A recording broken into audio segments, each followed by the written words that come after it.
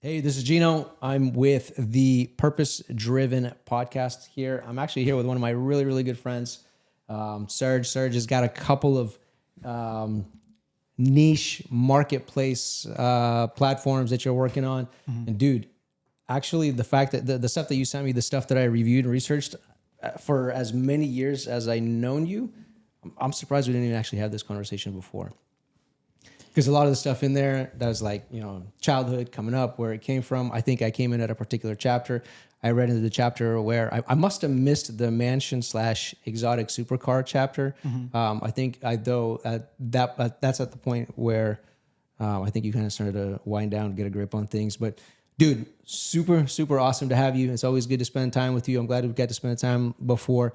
Introduce yourself. Tell me a little bit about the market. So it's largely influencer based. I don't want to say that you're an influencer yet, but if you are an influencer, have been an influencer, have been compensated as an influencer, you've probably dealt with him to a degree. You just don't know it. Correct. So, okay, I'll introduce myself. So, my name is Serg, and I run a couple marketing platforms for a while now. So, I came to the States when I was 14 years old, and I didn't speak any English at all. So we just Straight to Jason Lee, straight to David Douglas. David Duck. No Russians there. No Probably the only Russians one. there. So we came. I was 14 years old. I didn't really speak any English. I get thrown straight into high school. So it was just wild. Straight to ESL, whatnot. I started learning English and whatnot. It was kind of hard to fit in. Obviously, ninth grade. Everybody's kind of grown up already. So my stepbrother was into computers. He was a developer. So he threw a bunch of side jobs at me. So I started kind of looking into Photoshop. Computers was my thing. I never had a computer before, so it was a new to me, a new thing, I guess. And internet was kind of developing at the time. And I started doing Photoshop. I started like developing websites here and there. My brother was helping me out a little bit, and I remember just kind of getting into graphics a lot. And I had a couple of summer jobs, kind of boring jobs. The isolated immigrant kid with no With no social life. no social life. Yeah.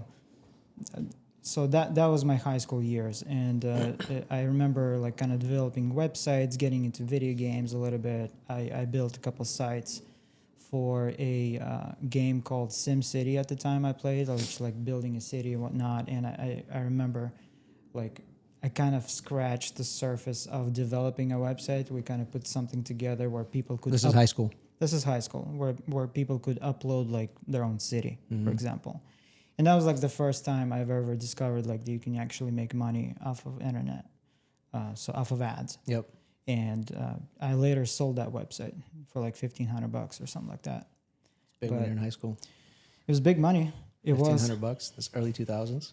It was, yeah. So that kind of led up to everything in between. I left home at 18, kind of moved out, started my own web design agency, things like that. Just tried to make it out on my own. But I did work like a bunch of side jobs while I was at it. Nothing, it wasn't very successful. I was just kind of running an agency and whatnot, developing websites for small businesses and whatnot. I had a landscaping job when I was like one of the summers. Made like $800 or something, put a computer together, learned how to put a computer together off of that, just ins and outs of building something, and had another interesting job that I remember to this day, like building custom jacuzzis. That was kind of weird. Yeah, jacuzzis. I had that job for like three months. Also was a summer job. And I remember my boss at the time had a website. He was doing e-commerce. And I didn't understand it at the time, but I did understand websites. And I kind of helped him out a little bit. And he was like, oh, wow, that's cool, Serg. Like, that's cool that you know this stuff. And I was like, yeah, well, this is just a side thing. And I'm doing my own thing. I want to be like a developer or whatnot. But whatever, I had that job and I moved out when I was 18. There was a lot of struggles, things like that. Kind of going through things in my teenage life. And long story short, I had a business partner. We were roommating together. We came around Android. The first Android phone came out. There was a lack of apps at the moment. This is like 2008. Lack of apps, lack of things. We threw together a kind of like a quick website, quick app thing, and like we didn't really know how apps were being made at the time, so we put together like a little, basically like an icon that you click on and it launches like a browser, and on the browser was the website. So and that basically took off. That first week of 2008 or so, when they first launched the Android store, we had a ringtone application. So it basically was an app for ringtones, to download ringtones. Yeah, that was a big Later, deal. we developed into, at the time, there was like a Razor phone or whatnot, the flip phones, MP3, stuff like that. So we were... You were big balling if you had the Razor. Yeah, the really you thin were. one. Yeah. You were also big balling if you had an Android phone. So at the time, like the iPhone came out and then the Android store came out. It wasn't called Google Play at the time. It was Android store. And we made that app, and it basically kind of, we struck luck. We were one of the first, and we were up there getting downloads on the store. And I remember that was like my biggest win at the time. Yeah. One of my big wins. Let's just say that. Not the biggest, but a big win for me. But I was like 18, 19 years old, and we had an app that was charting in the top free charts. And we were right there. Like you could see our ringtone app, Google Maps right below. That one, that put you on the map. That put us on the map. That put us on the map to success. You're what, like 21, 20 right now? Yeah, I was around 20 years old, I think, at the time. Yeah, that put us on the map. I learned how to kind of scale systems back then, because I was kind of like a technical guy in that group. And this is before Amazon, before like cloud things, where like a lot of the stuff is getting taken care of for you right now when you're building things. Back then, you had to like physically like replicate computers. Like we learned like database design, how to scale things, how to scale computers, servers, how to basically do load balancing, all of that. Dude, now you have all the resources and everything in place to do that for you. So then it was like, for it to be self-sufficient, you had to do everything. There's a cost to that. Like I wanted to touch on that. There's a cost to that. Like when you're letting somebody else manage your stuff, like they can just turn you off. They can turn you off? Yeah. In terms of off, like shut you down? Yeah. You're like basically, let's say Amazon Web Services, right? You're hosting your stuff on there. They can turn you down. They can shut you off. So you be using the Amazon platform is the equivalent of you now getting a gas stove. If you act out on Facebook, they'll turn your power off. So to speak, yeah. You're platform dependent. You're vendor locked in. If you're using one sort of like Google Cloud or Amazon or Azure, Microsoft Azure is another cloud service provider. When you're building your applications, you're building your stuff, your startup, you could get cut off. Dude, that's what happened to us on Android. Oh, that you guys got shut down. But tell me about that, because you guys were really crushing it, man. You guys were killing it. We were doing really living well there for a while. We were doing well at the cost of marketing, I guess. Android was really pushing it against Apple, and they wanted some cool apps on there, and they were willing to just break the rules a little bit. Oh, really? And we were doing that and allowing people to kind of upload ringtones on the app, and their own, so they could their own, yeah. So, and that kind of became like not a viral thing, but like a more like user generated content thing. And we got to the point where we had launches, like T-Mobile would make a new Android phone that they were launching. They would send us the phone, so we put our app on the phone. When it's sold in stores, the app is already there. So we got to that point. Dude. We had HTC out of, I don't know, somewhere in Japan. Yeah. I'm not sure where they are now. they would send us the phone that they will release next year to make sure our app works on the phone for that resolution, and let us keep the phone too.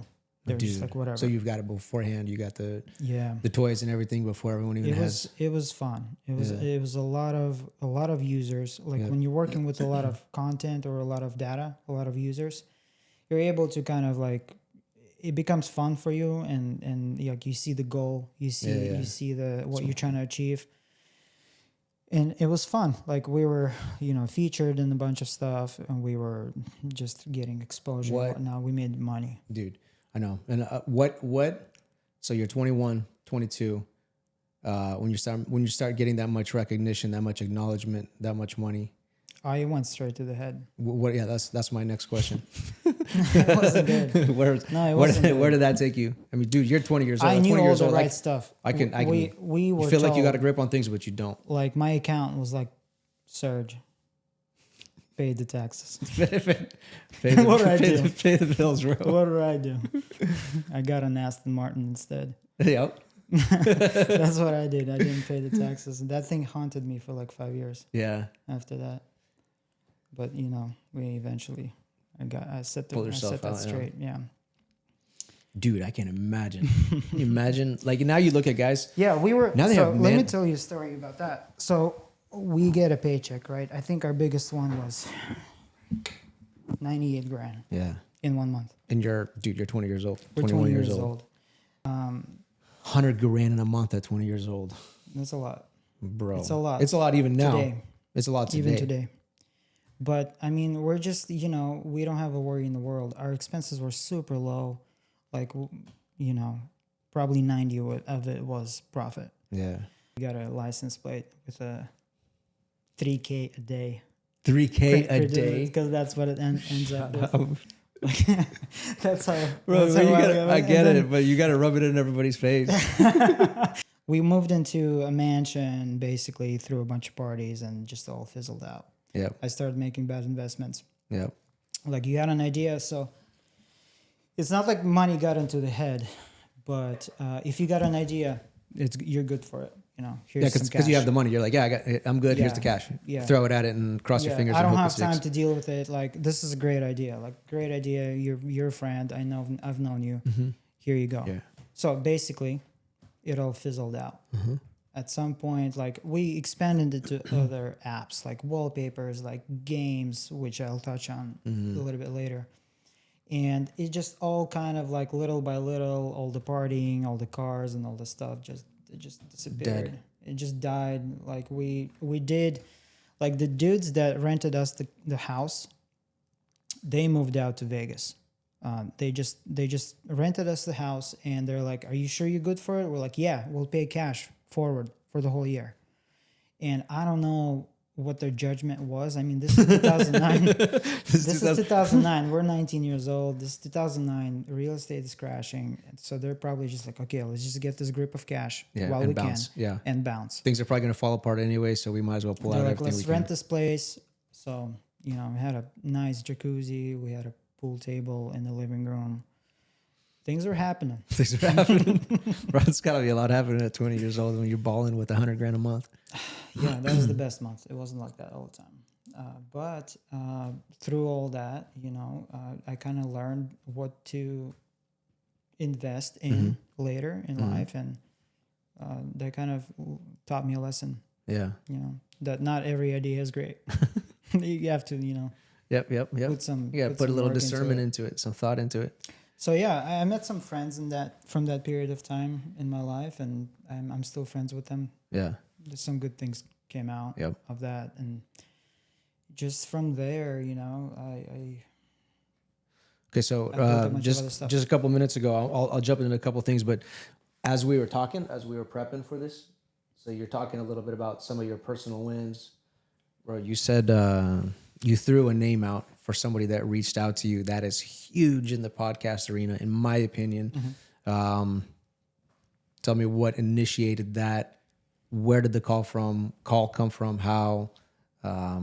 Dude, I gotta admit, like if somebody called me of that stature, somebody that plays in that arena calls me, that's equivalent to me being in Berkshire Hathaway selling real estate and Warren Buffett calls me. He's like, hey man, I see what you're doing. I really want to be involved. So for go ahead, man. Talk about Patrick calling you. What that call went like. So that's kind of like more has to do with luck, right? Being in the right place at the right time. And at the time, I think Patrick was trying to come up on So we're Instagram. talking Patrick Bet David for whoever's familiar with him. He's big. BBD. Yeah, big in the podcast arena. So this call comes in, and they're from a person. First, it was an email. Obviously, they reached out, and they're like, "Hey, we're trying to see what's going on with the Instagram, with the virality and stuff like that." And we're like trying to see what it costs to promote our pages, our businesses and whatnot. So I kind of engaged in that, and we sent out a feeler, like as in like we're trying to see where the budget is, like trying to ask a bunch of questions. And then they're like, okay, well, can we jump on a call really quick, and stuff like that. And I didn't really know who that was at the time. What year is at this? all. I think this is 19. Oh, okay. So, okay. 2018, 2019. Yep. This is post all that other development app stuff. This is Shoutcard days. This happened in Shoutcard. And he reached out with a phone number. I'm like, okay, cool. Like, I'll jump on the call. I'm not a call guy. I don't like phones, like conversations and things like that. But I'll go out of my comfort zone. Maybe this is the thing I should start doing. So I jump on a call, and this guy like talks to me about like what they're doing for their client. The client, this and that. Yeah. Or we have this client that we want to promote and all that stuff, and touched a little bit on his personal life and whatnot. And I'm like, was it him personally? Is that client you? He's like, yeah, it's actually me. So we had a conversation about where they want to take things. Yeah. And that conversation ended there, and I was supposed to put a budget together and things like that. Eventually, we ended up not working together. Yeah. But that call happened. It happened, and that kind of put me on the path where I'm like, okay, so these, like, I didn't know who Patrick is at the time. Yep. But that was interesting to me because it validated my idea in somebody that is successful, and recognized it, came across it. It was like, man, this could be the thing. Yeah. So that was like a big like motivator. Yeah. In where I took things later. I got bigger from there. Yeah. Like I just stopped, I Dude, started hiring it's people. Crazy. You only need one guy like that to recognize it, put it on his radar.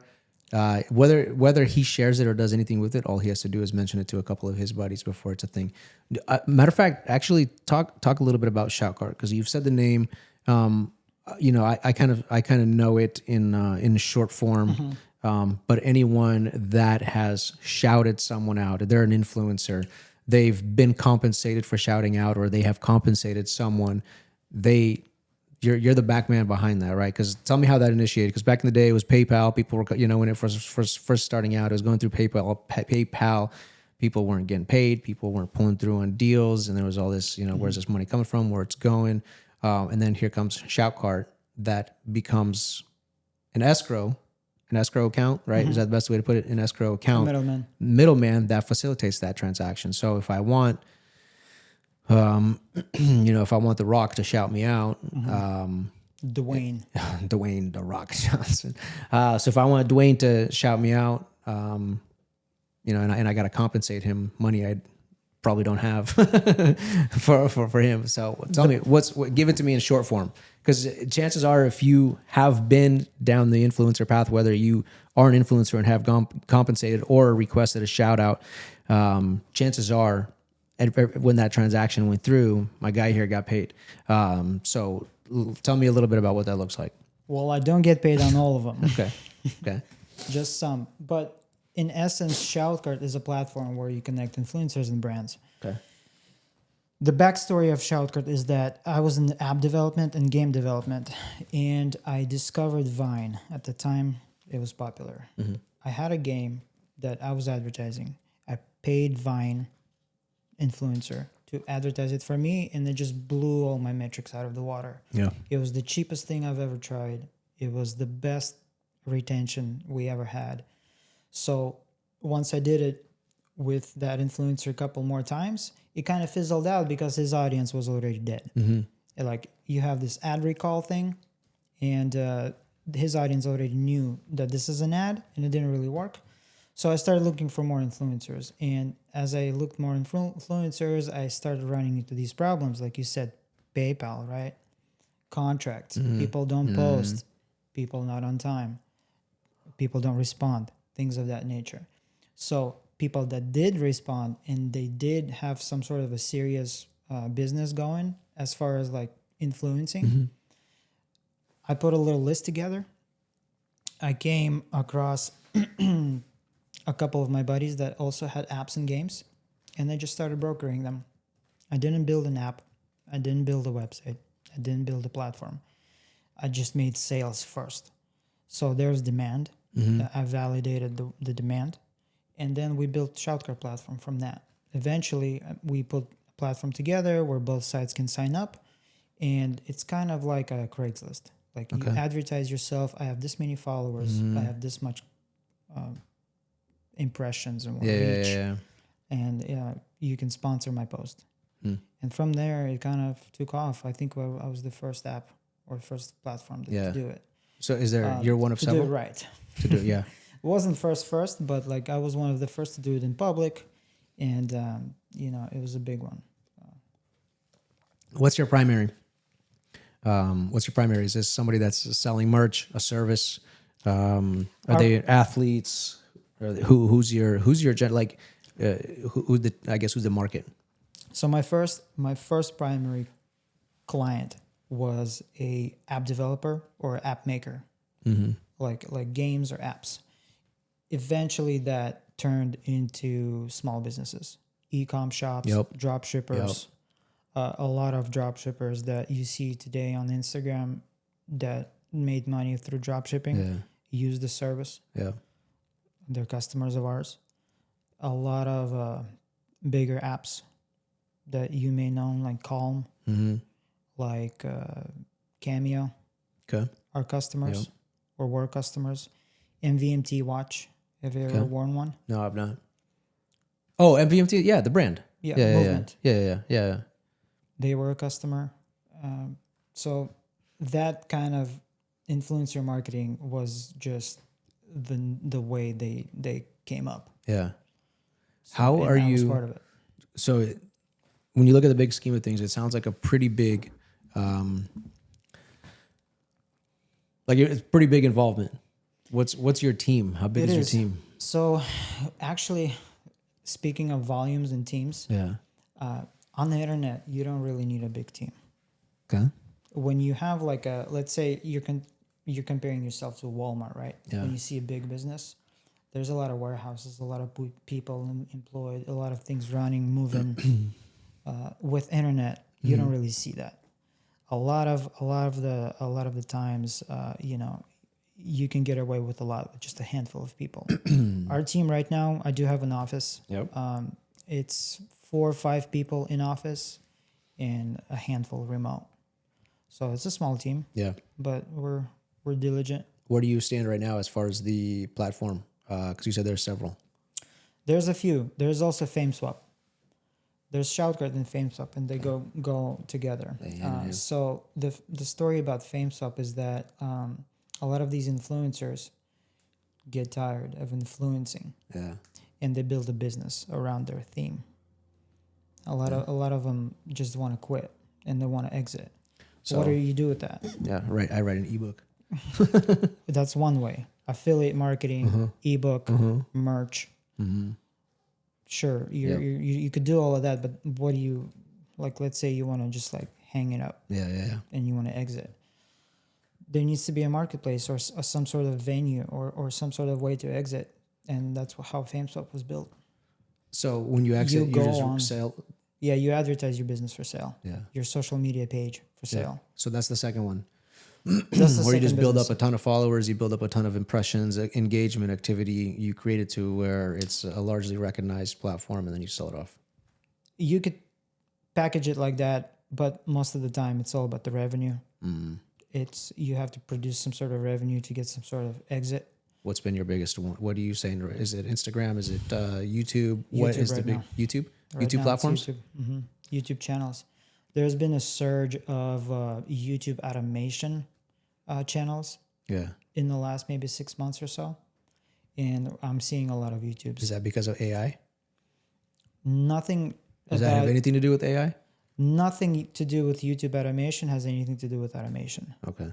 It's well, no matter what they're telling you, you like don't believe it. There's nothing automated about it.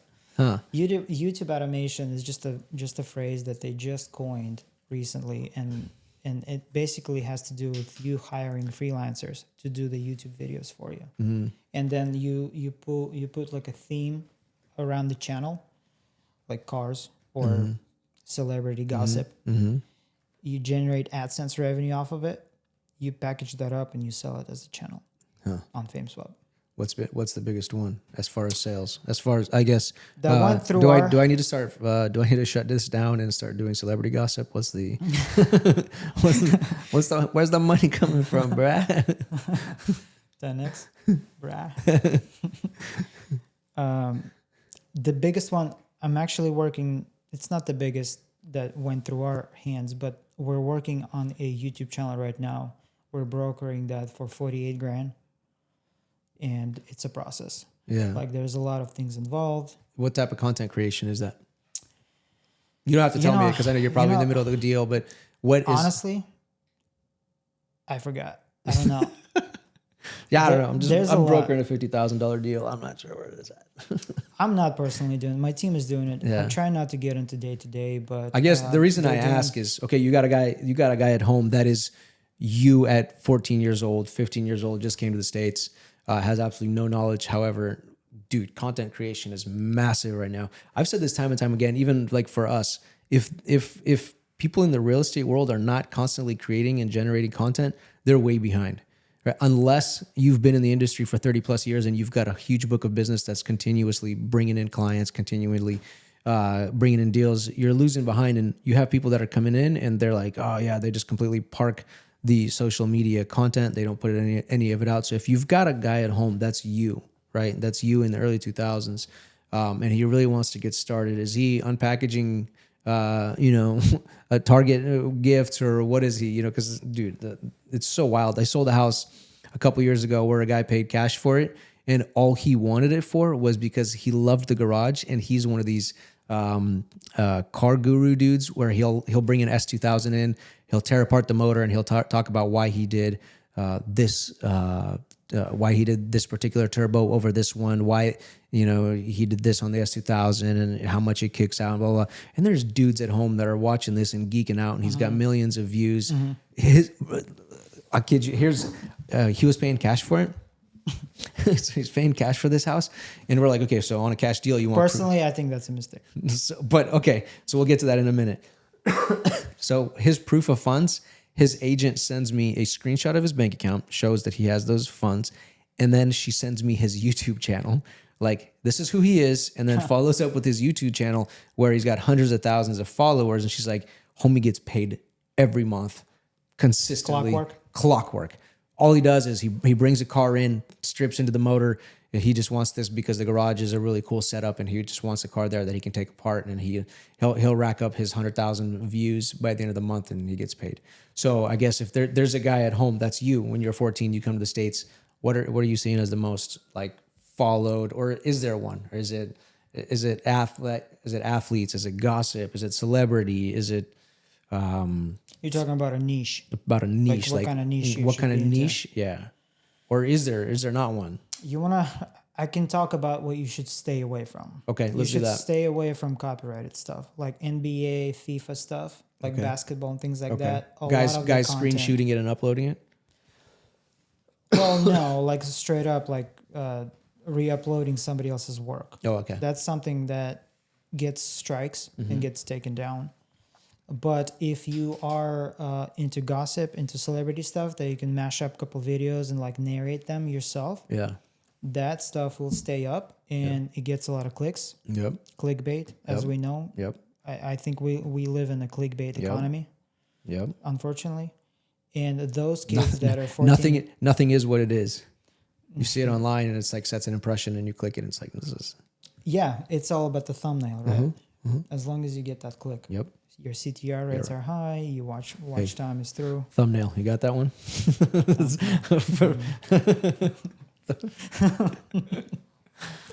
Dad jokes. Dad jokes.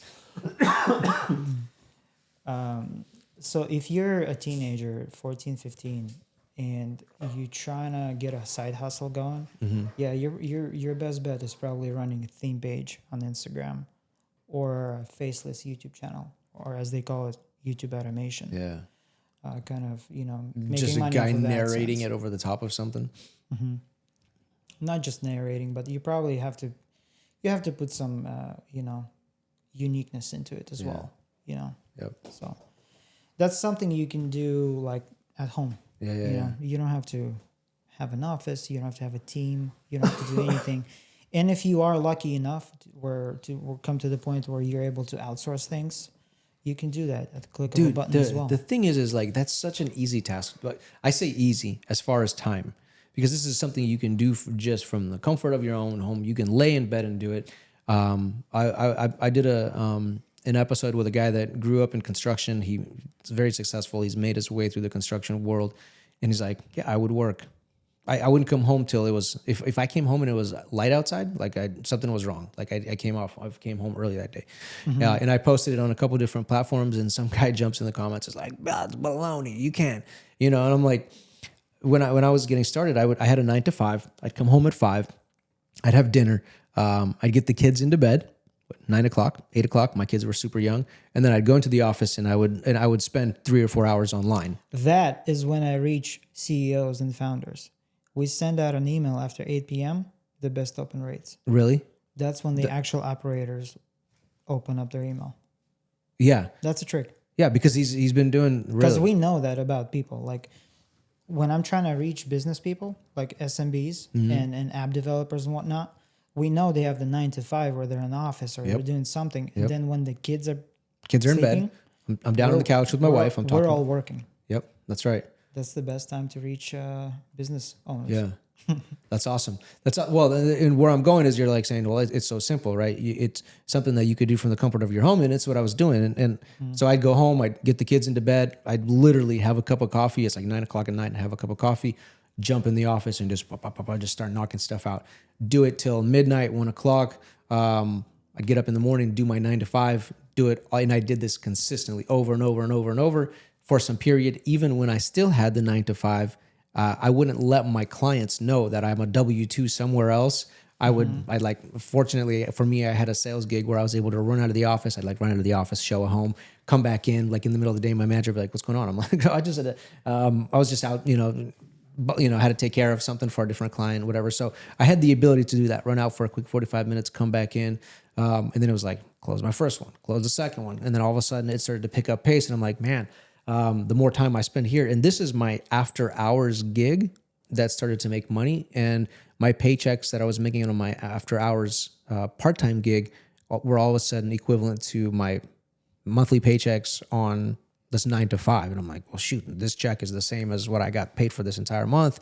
So I just kept, and my point being is, there's guys online that are just refusing to believe that you can, with the persistence, the grit, the ability, you can do all of that, what you're just suggesting, by spending 5-6 hours a day sitting on your couch, as long as you do the proper research, as long as you use the proper target marketing. Especially now with AI, I don't know how people aren't. AI is a helper, definitely a helper. It's not going to replace a lot of stuff. Like I haven't seen good AI code. Do you get online? Do you get on a website, or do you get on social media and you look at someone's post and you know that they didn't write that? I'll jump on certain platforms and I'm like, dog, I know you did not write that. Sounds like a robot. That was not you. My thing with AI, I think, is just hyping right now, just like NFTs like a year ago. Yeah. And it's just a bandwagon to me. It's definitely like a little bubble that we're in right now as far as AI goes. You don't think AI is going to take off any further? It's going to be a good helper. I think it's not going to take over. I think it's just going to be like a That's huge. production amplifier. Yeah, for sure. That's a good way to put it.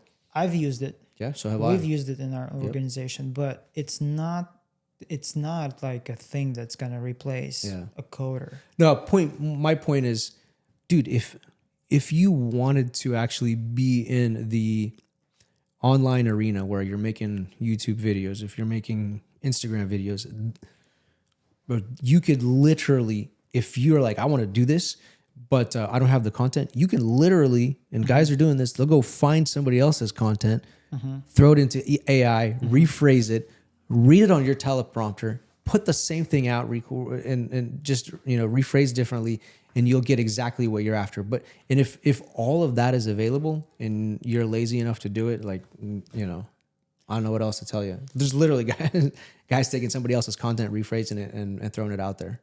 That's true, but I mean, eventually, you don't have that uniqueness to that AI video that you make. You don't have the you don't have the testimony, you don't have the sauce. Yeah, you don't have the love to put into it because of what you went through. Correct. You don't have the sauce.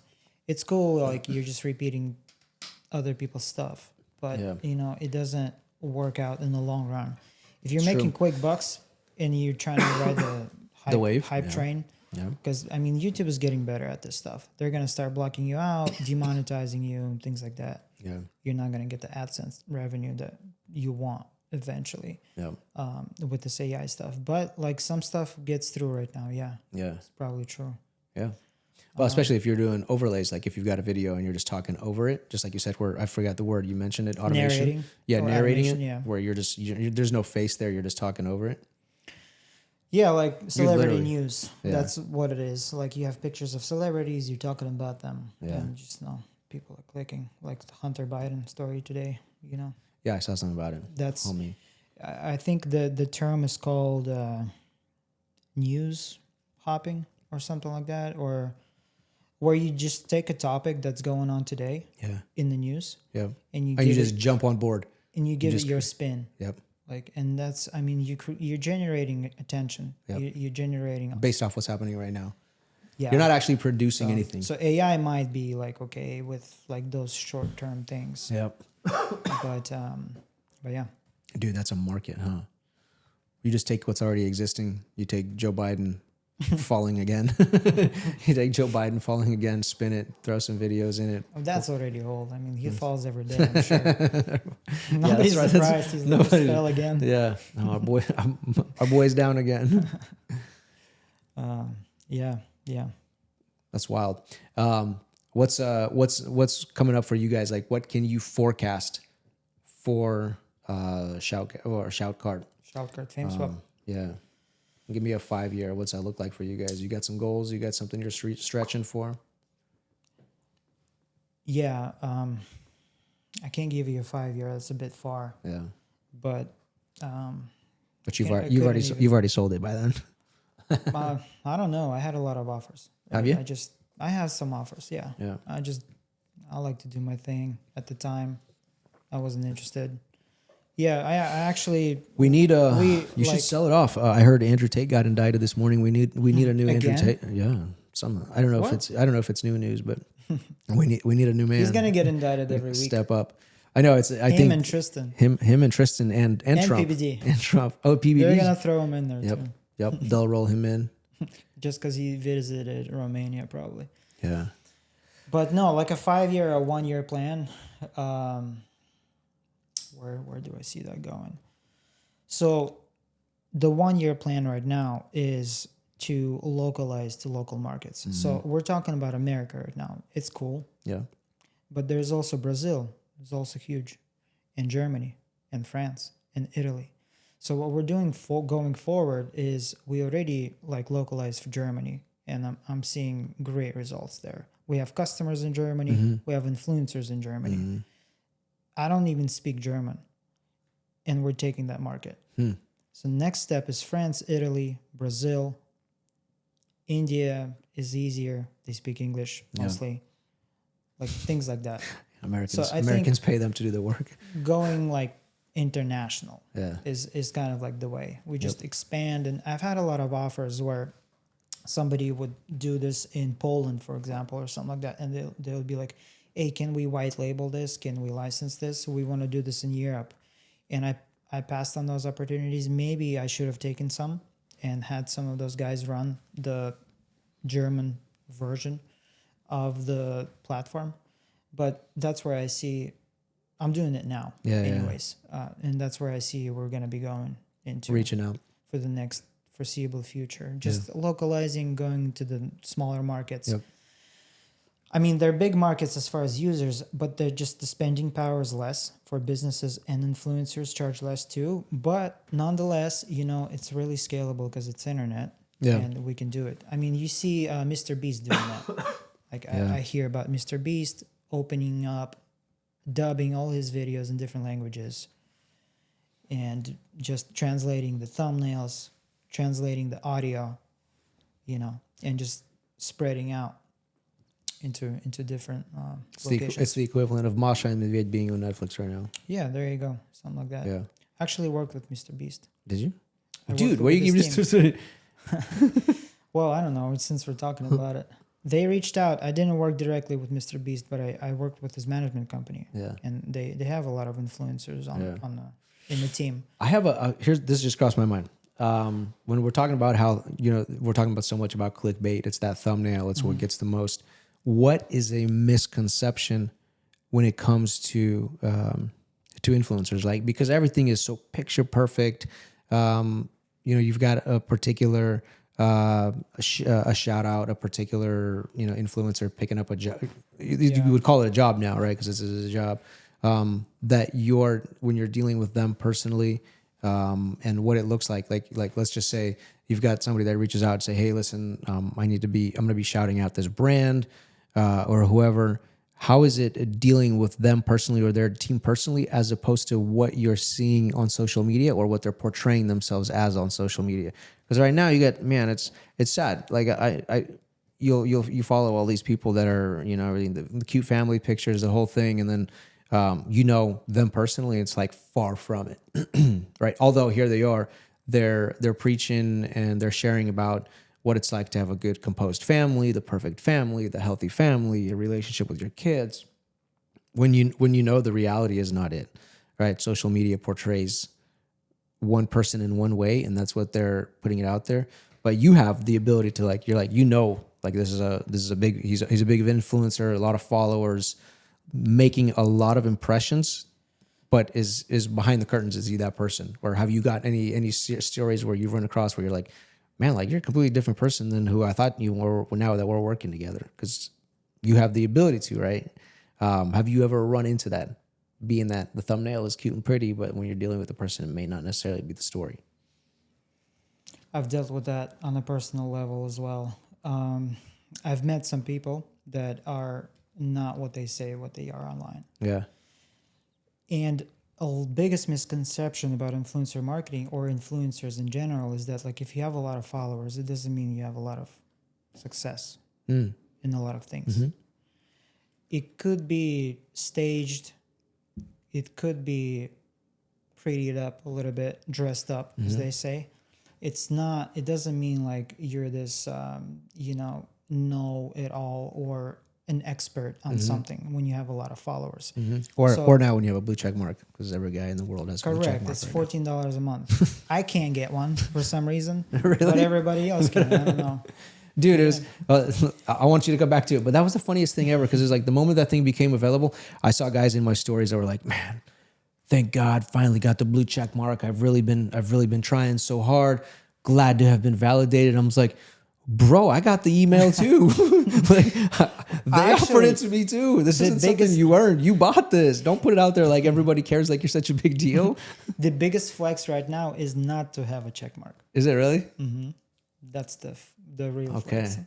So remove yours. It immediately qualifies you as a poser if you got a blue check mark. Yeah, it's like kind of like, oh yeah, well, anybody can afford it, but I choose not to do it because I stand for the right to party. I'm different. So that's the biggest misconception. Like, you have a lot of followers, it doesn't mean like you're really actually, you know, I mean, you get recognized on the street. Like I have somebody I worked with closely before. He has 8 million followers. I wouldn't say like, you know, he lives a $8 million lifestyle. Yeah. But, you know, I don't want to throw anybody under the bus. Yeah. So that's the biggest misconception. You have a lot of followers, but it doesn't really mean that. I mean, you get a lot of publicity. Yeah. That's worth something. Yep. And that's the second misconception about influencer marketing. It's not a magic bullet that's going to get your business sales, Yep. leads, Yep. or anything like that, Yep. or clicks. It's going to get you exposure. Think of it as like brand marketing. Like you're out there, you're getting views, you're getting reach, you're getting recognized, but it's not going to immediately get people to call the phone and buy a house Yep. that moment because you did some video with some influencer. That's not going to happen. So it's a Consistency. game of 7. Yeah. You know, you see your brand 7 times, Yeah. you buy at some point. So Yep. influencer marketing needs to be used like that. That's Yeah. the biggest misconception. If I get a shout out from Snoop Dogg, I'm gonna make it. That's not the case. Yeah. You get your And- 5 minutes. You get your 5 minutes of fame there for a minute. Correct. Yeah, you need to be seen like, think of it as a Super Bowl ad, right? Not everybody just straight up goes and orders. You know, maybe pizza is a bad example, but not everybody goes straight up orders that Hyundai that they just saw on the Super Bowl ad. Oh, that's true. They're just like grinding your mind with the Hyundai and how safe it is and things like that. Then you see it on the Facebook ad. Then you see it in the magazine. Then you see it on the street. Then you see it with an influencer. Then you see it on the Super Bowl. And then maybe you walk in there in January and get your car renewed. Maybe you think of Hyundai back then. So that's how you have to see influencer marketing. That's the biggest misconception about it is that like it's going to be magic bullet. Yeah. We're going to hit it. Like we just got to do this one post. Yeah. A lot of the times it's ongoing relationship, like a yearly relationship. Yep. Just like that streamer recently signed a $100 million deal for 2 years just to stream a video game. That's crazy. Yeah. Do you know the name of the guy? I forgot to, but it's the, So then it takes it away. Then it takes it away specifically from social media. Since we're on the topic. Because it's if you're doing social media only, you've got to be doing, like in my mind, and this is how I do my business. I'm gonna give myself a shout out right now. Do it. I don't know how everybody else is doing it, but for me specifically, mine isn't like I think it like the Excuse me. the social media for me is important. I try to release as much as I can, once a day, once every other day. However, mine is a pretty diverse, right? I make with my existing clients, my past clients, my referral partners, the people that have sent their business my way, friends and family, they hear from me or see me personally at least at least once or twice a quarter. That's a personal. They'll get a, kind of like that Hyundai you said. It's a continuous drip. They'll get an email once a month with a newsletter. Here's what's going on in the market. They'll get a physical letter. Come the holidays, they'll probably get something in the mail. Come 4th of July, I'll probably pop by. Come Mother's Day, you'll see from me. And then you'll also probably once a quarter just get an email. So it's that continuous of being in front of them and not making that a full, your fully reliant platform. Like, I'm just kicking out content every single day. There's got to be consistency in other forms aside from that. I'm by no means an influencer, but it seems like a pretty elementary outline for a business. Correct. Yeah. I agree. What's this guy? You have to stay in front of people. Yeah. Yeah. You said you were looking up the guy that just did that just for 2 years? For 2 years, he signed 100 mil XQC. And that's what? It's the streamer. It's the new platform. It comes from this other platform called Stake. Stake is a platform for gambling. And they launched a Twitch competitor. I think they called it something. I'm not sure what the name is. And they signed this top streamer to go onto their platform. Mm-hmm. I'm assuming to stream first before he streams anywhere else. Yeah. But now he's got the money, but not a lot of other influencers that are flexing. Yeah. Yeah, I will say this. The blue check mark is baloney. I will say the followers is baloney. The funniest thing is like people will be like, oh, so-and-so, he's kicking out so much content. He's got like 14,000 followers. I'm like, no, I don't know him. And then I'll go and I'll look at his feed or her feed, and every single picture is like, or video or whatever is like 208 likes, 212 likes, 208 likes, 212 likes. I'm like, dog, how are you consistently having the same amount of numbers on every single post? I post a picture with my mom. It's a certain number of likes. I post a picture of me going out with my kids. It's different. I post a house. People know I sell real estate, and it's like all of a sudden it's like, wow, they know what I do, and it's like 12 likes. I'm like, I know you cannot be consistently getting the same amount of likes. And so yeah, we get it. You're paying for that. We get that you're paying for the followers. So There's services that drip likes. that drip likes. They drip them. You don't get them all at the same time. Oh, is that right? So And we fight that. I have to fight that as a platform Yeah. to see who's fake and who's not. Because we don't add all the influencers on our platform. Oh, is that right? 95% of our influencers that try to get in get shut out. Oh, So we have systems that determine the fakes. yeah. And I've seen a lot of stuff that influencers do just to get in. To get brand slide deals. by. Yeah, they drip likes, they drip followers, obviously. That's the easy one. They drip likes, they drip engagement.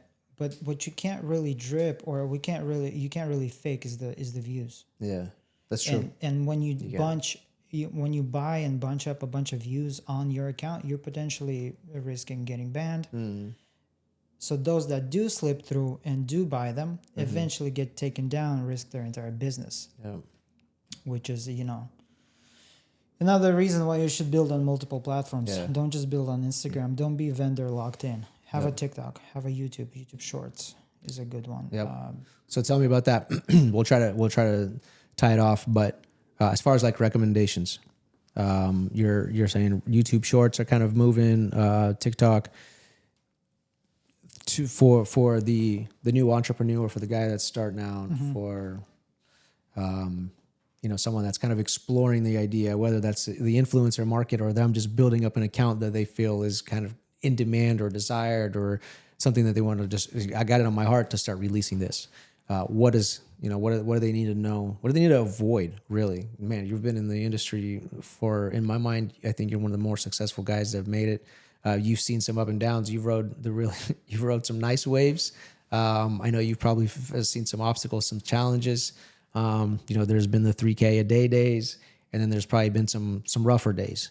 Throw it out there, man. I love to hear. More than anything, like I love to see people make it, but I have more respect for the process in that timeline because I know what it's like, especially like now you're married, you have a child, what that's like along the way. Dude, it's not easy. Nobody knows the back end of it. And then everybody's like, wow, Serg is crushing it. You see the new ride, you see the new house. And it's like, bro, I know where, I've locked myself away for weeks at a time trying to get certain things done, or I've locked myself away because certain things weren't done. And I was afraid I wasn't going to make it,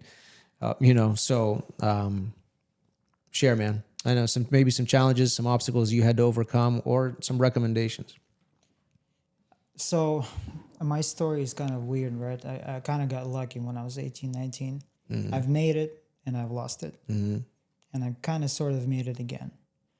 But it's the journey of rides. It's always up and down. It's always up and down.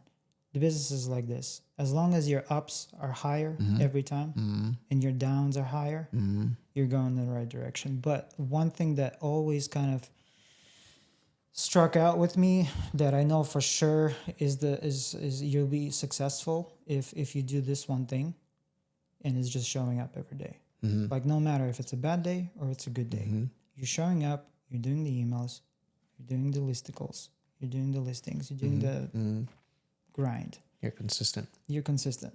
Just stay consistent, stay humble. I mean, I was lucky that, I came to God. Yeah. On my down. Yep. Usually that's what happens, right? Yep. Yeah, like you reach out. Yep. I'm down. God, help me. I need you. But you got to reach out when you're up. Yeah. That's you forget. But you have to, you have to think. Yep. Bro, and that's I such thank a good my point. wife as well. I thank my wife for bringing me to church. Thank God for godly women. So that's it. Just grind it out. Stay humble. I mean, going through ups and downs like that, there was a lot of ups, but there was more downs. Yep. Like sometimes projects don't work out, and that's how you react to them. That what makes you what you are. It's how you respond when you're under pressure. That's really going to develop it. Like how you behave, how you respond. If you keep it cool and like like assess if you didn't keep it cool, like assess why you didn't, like what drove you towards that emotion, because you don't want to burn bridges. Yeah. Like no matter what the situation is, it's always nice to be polite and never burn the bridge. Yeah. You don't know what people are going through when they do certain moves in life, so you can't really like hold it against them, I guess. So you just forget and forgive. Yep. Dude, that's a good one.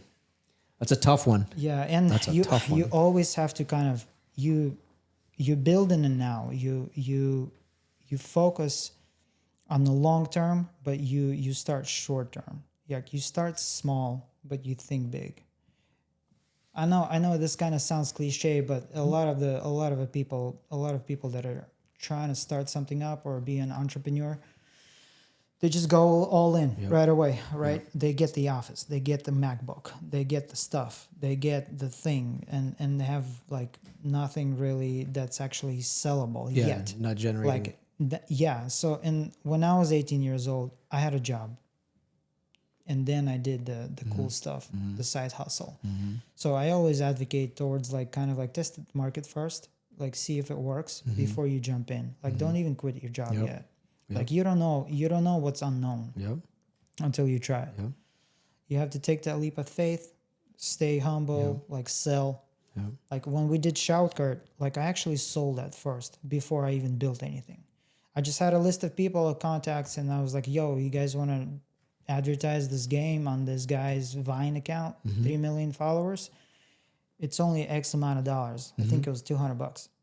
And people are like, yeah, we'll try it out, and it worked for them. And I'm like, okay, wait, hold up. There's millions of these Viners, which later on went on to Instagram Shorts. Or Instagram Reel. No, not even Reels. Instagram Stories.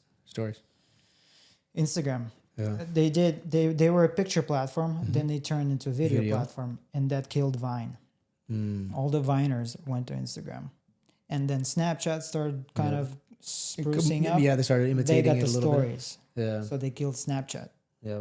With the stories, Instagram stories. And then TikTok came out. Which their strategy was actually, also going after Instagram pages, Instagram influencers, paying them to post on TikTok prior to posting on Instagram. TikTok actually ran a few campaigns through Shoutcart, through my platform, where they seeded the content to get people, like influential people, influencers, to get to know TikTok. And once they were in and downloaded the app, they reached out to them, because I know I talked to a lot of influencers, and they're like, hey, yo, Serg, this new TikTok app, this is like 2018. They're like paying us to post before we post there, like the bigger ones. And I was like, interesting. And then so a different platform is paying them before they go to Instagram. Exclusivity, right? Wow. Like for the first it's kind of like 4 that hours. 2 year you just mentioned. And the other thing they did well was the TikTok logo. That was just like everywhere, bouncing around. That's right. And now you see it everywhere. Now it's like in one spot. Yeah. Like they dial down on that, because that triggers people. Yeah. Like when it's like flashing in your face, it's like kids marketing. It's illegal. Yeah. To do like all this flashy stuff. So that's how TikTok did it. They tried it out. They tested things and see what works. What do you feel is the bigger platform right now between Instagram and TikTok? Truth Social. Just shout out to Telegram, Truth Social. Telegram channel. Just look me up at Breitbart. I don't know. I think TikTok. TikTok, you think? Instagram Shorts tried. Like they did a good like big push, but I think it just kind of didn't have the legs. You can't.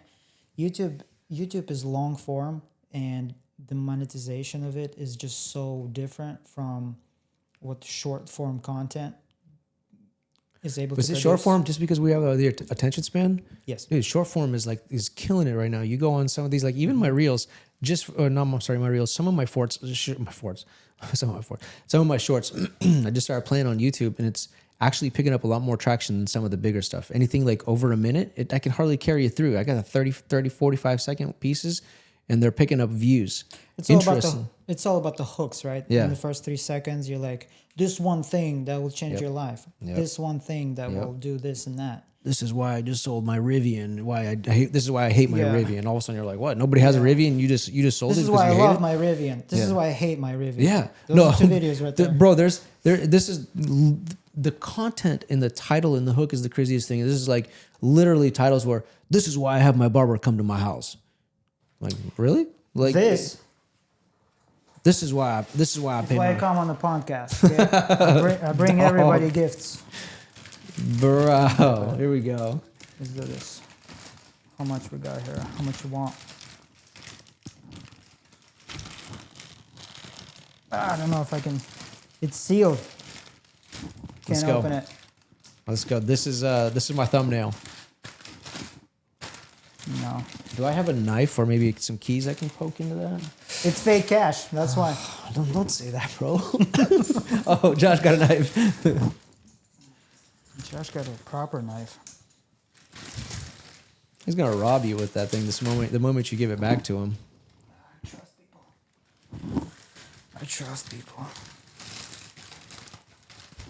Yeah, this. I don't know if it's gonna come on. Come on. I don't want to rip up the cash, but this is why you gotta get into the podcasting game. Is this it right here? This is it. Hey, this is your $3K a month. That is. What do we have here? We have two It's just a casual 35. cash 35. Hey, tell my wife I'm not coming home tonight. Remember those like cell phones that used in the 70s? They're the first blocking ones. That's what this looks like. Yeah, Yeah. bro, this is. You guys don't have like casual 35 on you at all times? Well, not in my backpack. This Gotcha. is pretty wild. No, cash 35 is pretty So, like- liberal of you. Smells real. Buy my course. Bro, it's just, okay. Since we're here, talk about your ebook. Buy my course. Oh, and I like that dude. That there's his like out of the word is hyping. Yeah. The guy is hyping right now. He's like making fun of all these gurus. Oh, guy with curly hair. He's like, Yeah. No, don't. Amir, I think. Yeah, is his don't name. buy that coffee. Go buy a G wagon. Yeah, right the G wagon. Right off the G wagon. So Get you an can put LLC that you started that morning. get a Sell an quadruplex. LLC. Yeah. Go to Bank of America. Get a loan to buy Bank of America. You see what you just did? Now go buy up all the grocery stores. It's like, Yeah, and the secret to that is in my course. yeah. Bro, the funny thing is, as out of anybody that would have come on, you would have been the one that would do this. I did, yeah, just now. So we really set the stage. I got it. Dude, this has been awesome having you on. Anything you want to shout out for Shout Card itself? Anything that, I guess if we have a guy that's in the influencer community or wants to break through, is unfamiliar with it, steps to getting started, or is it an app? Is it something that he gets on and he has to meet some certain qualifications in order to be recognized? What's that look like? Like to be on Shout Card? Yeah. Well, to be Hey, listen, let me back this up. Let me simplify it. If I want to carry a casual 35 in my backpack, what's my podcast got to do? you gotta come on to Shout Card. Gotta go. You have to obviously buy my course. Yep. Okay, I understand. No, just be yourself, man. What we're doing here is Yeah. epic. Bro, This the one thing for is the like books. I think this is awesome because people are, I'm actually supposed to meet with a dude tomorrow that's starting one out. He was like, hey, I'm completely new to the game. I don't know what to do. I'll just start. And the thing is, content is everyday stuff that you're doing. I think people set a standard for content that is supposed to exceed the next guy somehow, right? Content is me jumping in my truck and saying, man, I'm supposed to meet with this guy today. Super solid dude. This is what we're going to do. This is why I'm really excited about it. This is what I anticipate to get out of it. These are the results I'm looking for it. And then if I don't get the results, I don't want to make it like I failed, but at the same time, I want to jump on, man, this is what I had. This is what I went in anticipating, didn't come through. The people are there for the ride of your day, right? They're like, oh, this is what he's doing today. Didn't really exactly come together. However, now you're top of mind, right? Now they're like, man, Serg did this today. This is what he's doing. He met with so-and-so. Yeah. And the perception people said is content has got to be something that you've got to pay millions of dollars for. Somebody's got to do it for you. It's like, dude, I went online, bought an $80 gimbal that I hold in front of me. I run through this house. I'm like, hey man, this is what I'm doing at my open house today. Come through. If you're in the area or This is kind of what I've been exploring. And even this, I'll even go as far as like, hey, the original vision for this did not come together. You're one of the first few guys that have come on that where I rewrote it. My original vision was to do something completely different with this. It took a completely different route. 4, 5, 6 months in, I was like, man, I'm feeling really convicted because what God put on my heart was completely different. Now I'm like, I like what it's doing. It looks really aesthetic on Instagram. It looks really cool. I'm seeing people, that I'm like, man, you're really crushing it. But I'm like, man, I'm not. It looks cool, but I'm not. It's not what I originally wanted to do. And I want to go back to the authentic, sit down, have the conversations, talk a little bit about what's going on in my life, what God's doing in my life, what I've seen. If I can share it and pass it on to you, fantastic. Do something with it. I hope it brings value to your family. The very same thing for you. It's like, this is what I'm doing. I want it to bring value. If I can release it to someone, cool. If they can do something with it that pays dividends to them and pays dividends to me, even better. Now we're all making money, right? I was able to share something. That's true content. That's the organic stuff. Good content comes off genuine, right? Because it is. Yep. Because it's the truth. Yep. Just be yourself, do what you want to do, and just like don't dress it up. That's what I like. That's what I like resonate with when I see content. Yep. When I see videos that organic are like stuff. Organic. Yeah. Organic is good. Yeah. If you're a business owner trying to like do some sort of let's say you're selling socks. You're trying to get in on the influencer game. Mm-hmm. The best stuff that works right now is UGC, like user-generated content. Yeah. Like you're very like just selfie-style videos where the influencer's like, oh yeah, I just wore these socks. Yeah. Because it's genuine. Yeah. It's like raw. Yeah. It's just in our world, like when you're trying to come up with the podcast and whatnot, like just do what you want to do. Mm-hmm. Speak the truth. Speak your mind. Mm-hmm. But don't let that consume you. It's not the end of the world. Like if it's if it's like a flop, it's not a big deal. So what? Move on. You just move on to the next. Move on to the next thing. Yeah, I was so scared to like even be on camera at some point, and I was like, dude, what's the worst that's gonna happen? Yeah. Nothing. Yep. Yeah. Either way, nothing's gonna happen. Nothing's gonna happen. Move on. The internet forgets really fast. You'll just live with a thought that like you could have done this and you didn't. Yep. So. Yeah. I know. Yeah. Sometimes I get up in the morning. You're like, oh, I'll just do this tomorrow. I'll do this tomorrow, and it's like, I just got to do it. Like, Yeah. what's the point? Why? Because I'm insecure about what so and so is going to think. He doesn't care. Yeah. He doesn't care. I think we set the bar for what people are going to think, or it's like, dude, homie doesn't care. As a matter of fact, He didn't even see it. He didn't. Not only did he not see it, he's not posting anything because he's insecure. So I give you more props for trying. You actually overcame the insecurity and tried it. The other guy that you think is laughing at you think is going to call you a loser, is so insecure that he's not posted anything in the last 2 years. However, you see him in your stories. You're like, bro, I know you're watching my stuff. I know you're not posting anything. Yet here I am thinking, oh God, what is so and so going to think? Like he doesn't care. He's too insecure. People get hung up on like comparison, Yeah. and that's the evil of Instagram. Yeah. Like you have this pretty stuff and that's what Instagram is, but like that's not the real deal. Yeah. That's just highlights, you know. That's why Snapchat kind of worked, because it immersive. It's real. It dies in 24 hours. It's over. Yeah. You never see it again unless you take a picture, screenshot. But yeah, like you can't get hung up on that. Yep.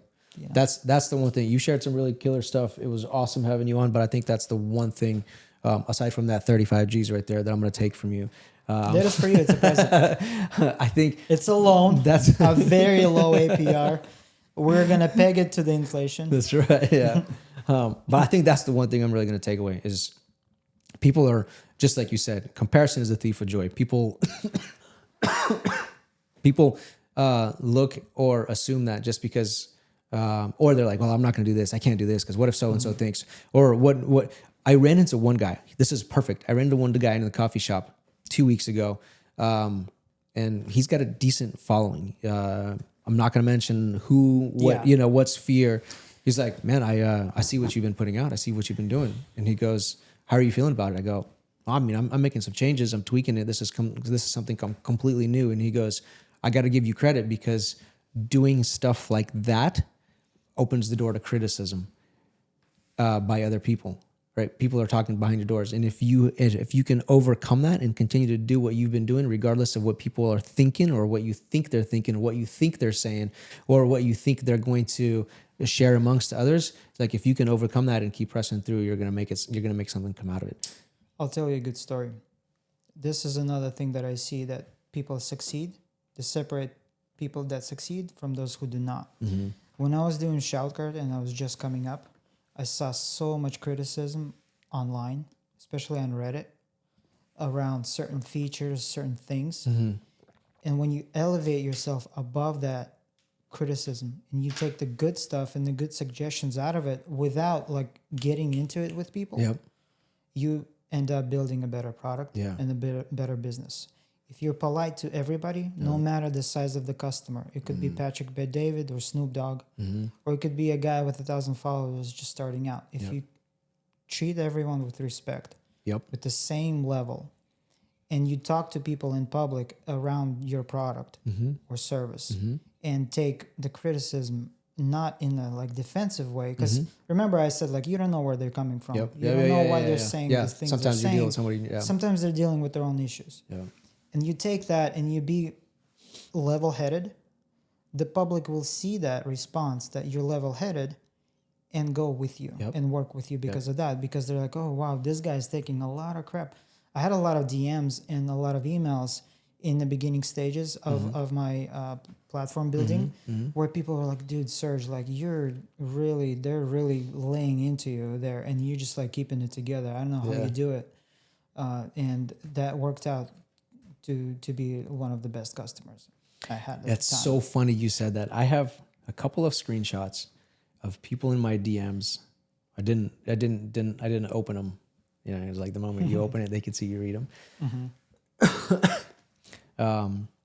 Several of them were people that I had worked with in the past that literally made the top of the crap list. Like these people, like when you say their name, I'm like, man, I worked with that person. Probably one of the most difficult people to work with.